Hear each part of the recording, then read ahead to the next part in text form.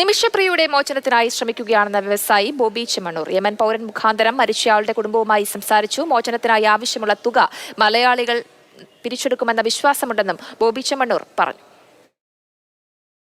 നിമിഷപ്രിയയുടെ രക്ഷാപ്രവർത്തന ഫണ്ടിലേക്ക് Boche fans charitable trust വഴി 1 കോടി രൂപ നൽകാൻ തീരുമാനിച്ചു.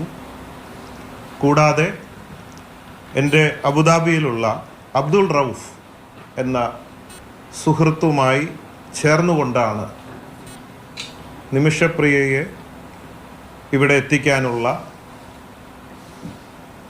അറ്റംപ്റ്റ് നടത്തിക്കൊണ്ടിരിക്കുന്നത്.